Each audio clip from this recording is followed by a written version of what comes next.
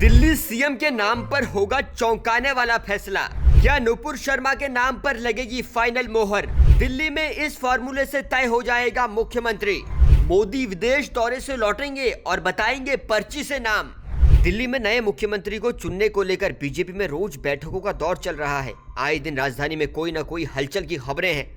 प्रधानमंत्री मोदी फ्रांस दौरे के बाद अब अमेरिका पहुंच चुके हैं और 14 फरवरी को वापस भारत लौटेंगे। उसके बाद ही दिल्ली में नए सीएम के नाम का ऐलान और शपथ ग्रहण समारोह भी होना है।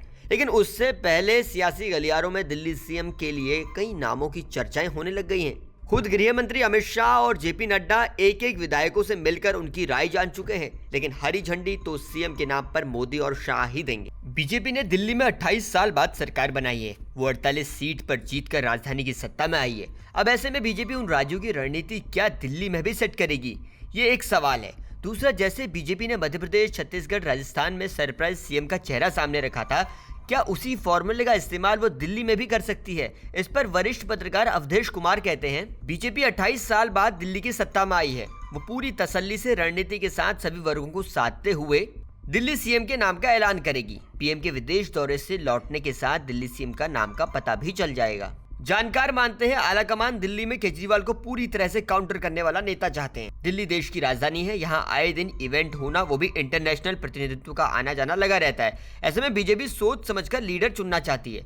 राजधानी में मीडिया कवरेज को लेकर भी एक सशक्त नेता दिल्ली में चाहिए, जो जमीन पर हो रहे काम से पार्टी की छवि को बनाए रखे। अब तक किसी भी बीजेपी शासित राज्य में बीजेपी ने महिला सीएम नहीं दी है, लेकिन दिल्ली में अटकलें लगाई जा रही है कि महिला सीएम पर बीजेपी इस बार कोई बड़ा दांव खेल सकती है, जिसमें रेखा गुप्ता का नाम सबसे शीर्ष पर है।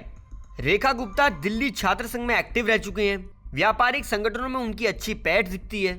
जमीन पर उनकी लोकप्रियता भी अच्छी है और संघ से उनका पुराना नाता जुड़ा हुआ है। तो ऐसे में अब समीकरण ये बताते हैं कि बीजेपी दिल्ली से कोई मैसेज भी दे सकती है, ताकि अगले चुनावों को लेकर सियासी समीकरण को साधा जा सके। महिला चेहरे की बात जब आई तो नुपुर शर्मा का नाम भी उछलने लगा। इस पर वरिष्ठ पत्रकार अवधेश कुमार से बातचीत करते हुए वो बताते हैं, नुपुर शर्मा को सीएम बनाना बीजेपी के हित में नहीं है। अगर उन्हें राजनीति में लाना भी हो तो बीजेपी उन पर अभी इतना बड़ा दांव नहीं लगाएगी। आपको बता दें, नुपुर शर्मा ने बीते कुछ साल पहले मोहम्मद पैगंबर को लेकर एक बयान दिया था, जिसके बाद इंटरनेशनल मीडिया में भारत की तरफ से इस बयान को इस्लाम विरोधी बताया गया और ऐसे में भारत सरकार को नुपुर शर्मा के इस बयान को काउंटर करने में बहुत कंट्रोवर्सी का सामना भी करना पड़ा।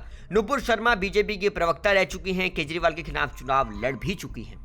रविवार को संभव है कि बीजेपी भाजपा विधायक दल की बैठक होगी और दिल्ली सीएम की तस्वीर भी क्लियर हो जाएगी। मुख्यमंत्री पद के दावेदारों में कई भाजपा विधायकों के नामों की चर्चा है। इसमें प्रवेश वर्मा का नाम सबसे पहले शामिल है, जिन्होंने नई दिल्ली सीट से आम आदमी पार्टी के प्रमुख अरविंद केजरीवाल को हराया है। इसके अलावा मनजिंदर सिंह सिरसा, रेखा गुप्ता जैसे कई वरिष्ठ नेताओं के नाम भी मुख्यमंत्री पद की दौड़ में शामिल बताए जा रहे हैं।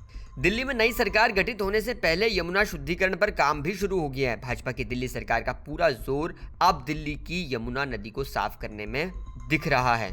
इसके लिए बुधवार को प्रधानमंत्री कार्यालय की तरफ से एक बैठक बुलाई गई। वीडियो कॉन्फ्रेंसिंग में इसमें दिल्ली के मुख्य सचिव समेत संबंधित विभागों के आला अधिकारी शामिल हुए। इसमें अधिकारियों को निर्देश दिए गए कि वो प्रधानमंत्री नरेंद्र मोदी के विदेश दौरे से लौटने तक नदी के प्रदूषण के स्रोतों से जुड़ी एक रिपोर्ट प्रस्तुत करें। इसके आधार पर आगे की कार्य योजना तैयार होगी। पूरी योजना दिल्ली सरकार के साथ प्रधानमंत्री नरेंद्र मोदी भी निगरानी करेंगे।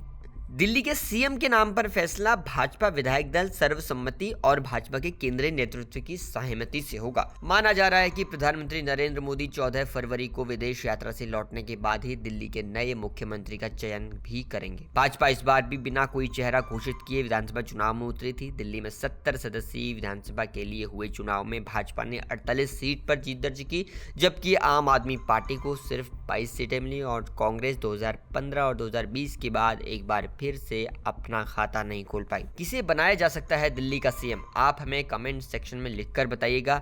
हमारी नजर दिल्ली की सियासत पर लगातार बनी हुई है। अंदर की जानकारी आप तक सबसे पहले हम पहुंचाएंगे। बस आप जुड़े रहिए जनसत्ता के साथ।